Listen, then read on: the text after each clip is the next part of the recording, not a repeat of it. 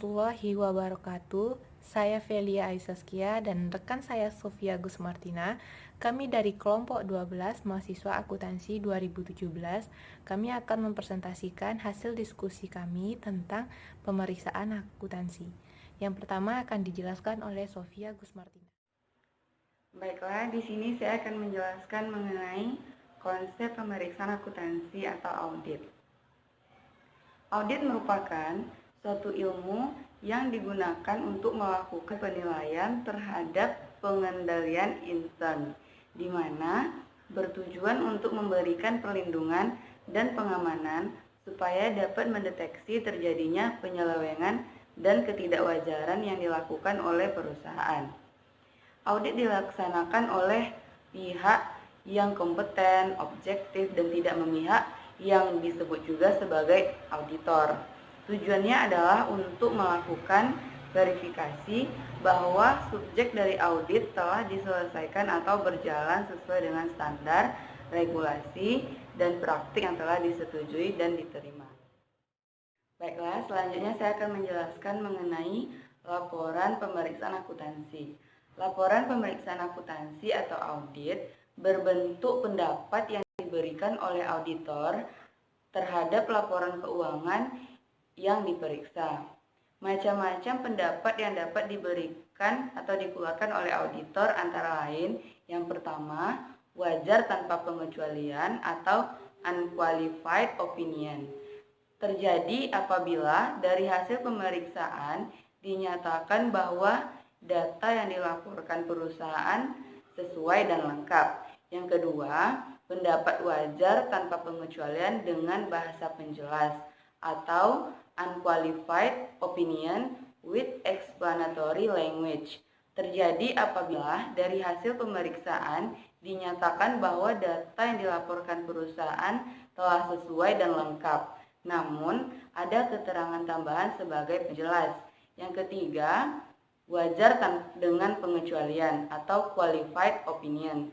Terjadi apabila dari hasil pemeriksaan dinyatakan bahwa lingkup audit dibatasi oleh klien, prosedur audit tidak dapat dilakukan karena kondisi tertentu di luar kekuasaan klien dan auditor, tidak sesuai dengan prinsip akuntansi, dan prinsip akuntansi tidak diterapkan secara konsisten. Yang keempat, pendapat tidak wajar atau adverse opinion. Terjadi apabila dari hasil pemeriksaan dinyatakan bahwa data yang dilaporkan perusahaan kebalikan dari pendapat wajar tanpa pengecualian, yaitu tidak sesuai dengan standar akuntansi, berterima umum, dan auditor tidak dibatasi lingkup auditnya, sehingga auditor menemukan bukti-bukti penyimpangan atau penyelewengan. Yang kelima, pernyataan tidak memberikan pendapat atau disclaimer of opinion. Terjadi apabila hasil pemeriksaan dinyatakan bahwa telah terjadinya pembatasan lingkup audit yang luar biasa oleh klien. Auditor tidak independen terhadap klien atau auditor mengetahui adanya ketidakwajaran tetapi tidak cukup bukti.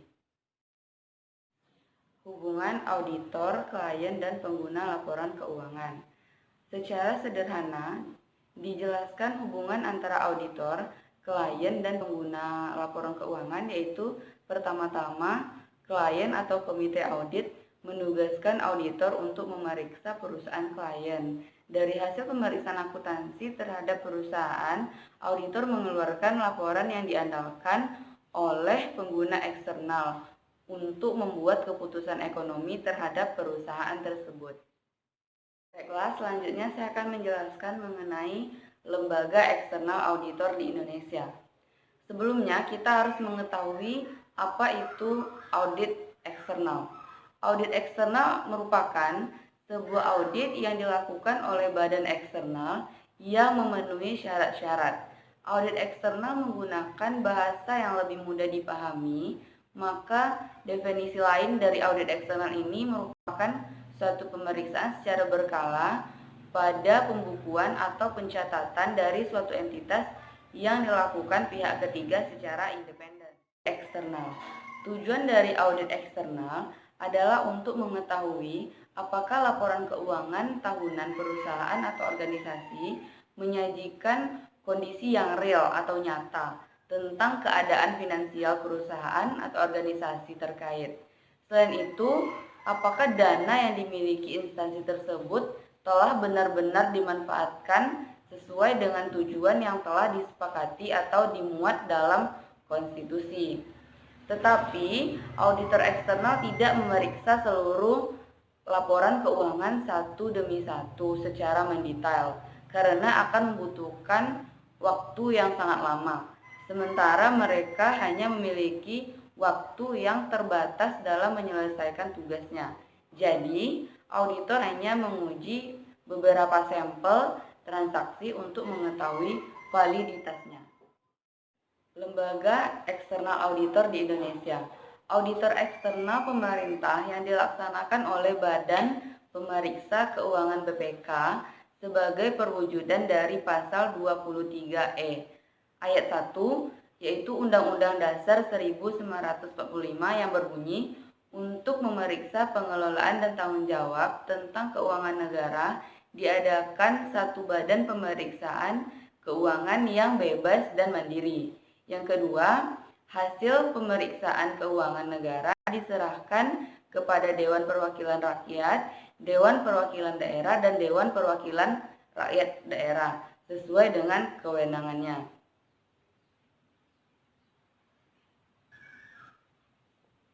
Badan Pemeriksa Keuangan merupakan badan yang tidak tunduk kepada pemerintah sehingga diharapkan dapat bersikap independen. Selanjutnya, ciri-ciri dari auditor eksternal.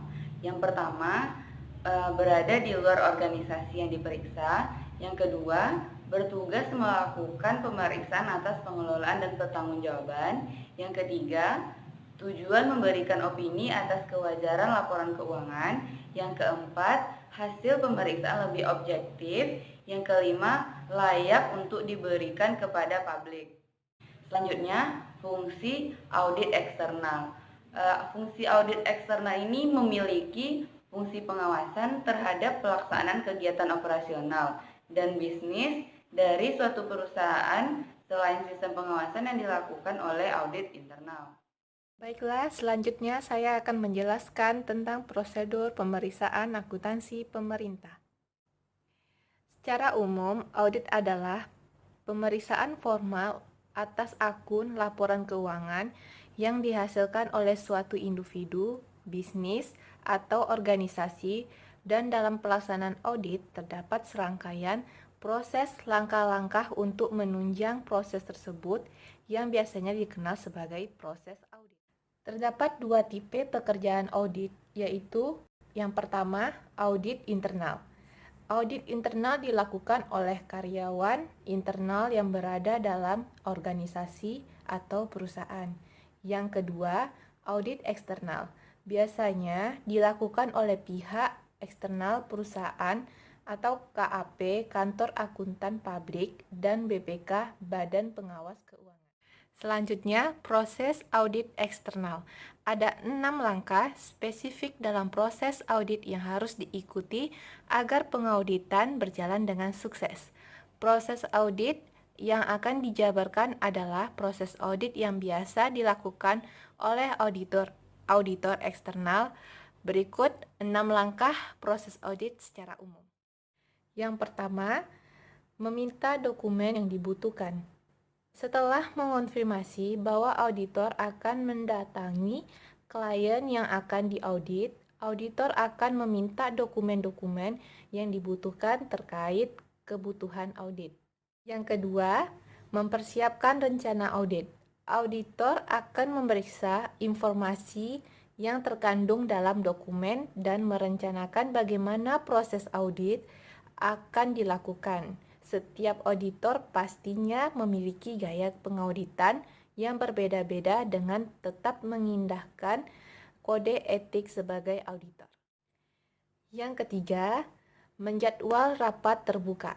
Auditor perlu mengundang manajemen, senior, general affairs, atau staf administrasi utama dari pihak klien ke suatu rapat terbuka. Di dalam rapat terbuka, auditor akan mempresentasikan ruang lingkup audit, lama waktu pelaksanaan audit, dan masalah lain yang perlu dibahas terkait pelaksanaan audit. Yang keempat, mulai melakukan kerja lapangan. Auditor mengambil informasi yang dikumpul dari rapat terbuka dan menggunakannya untuk merealisasi rencana audit. Kerja lapangan kemudian dilaksanakan dengan berkomunikasi kepada anggota staf dan meninjau prosedur dan proses audit. Yang kelima, menyusun laporan. Auditor menyiapkan laporan audit yang berisi rincian temuan-temuan audit selama proses audit dilaksanakan. Laporan audit akan merangkum segala kesalahan matematis, temuan yang bersifat material dan tidak material, pembayaran yang otorisasi tetapi tidak dibayar, dan temuan-temuan lainnya. Yang keenam, menyiapkan rapat penutupan. Auditor meminta tanggapan dan persetujuan dari klien terkait masalah dan temuan dalam laporan audit pada rapat penutupan. Dan audit juga tidak lupa untuk menjelaskan deskripsi rencana aksi manajemen untuk mengatasi masalah dan temuan tersebut serta tanggal penyelesaian yang disepakati. Pada rapat penutupan, semua pihak yang terlibat akan mendiskusikan laporan audit dan tanggapan manajemen secara matang. Jika terdapat masalah lain, mereka akan langsung menyelesaikan dan mencari solusinya pada rapat penutupan. Selanjutnya, peraturan perundang-undangan tentang pemeriksaan akuntansi pemerintah. Peraturan perundang-undangan tentang pemeriksaan akuntansi pemerintah. Yang pertama, Undang-Undang Republik Indonesia Nomor 15 Tahun 2004 tentang pemeriksaan pengelolaan dan tanggung jawab keuangan negara.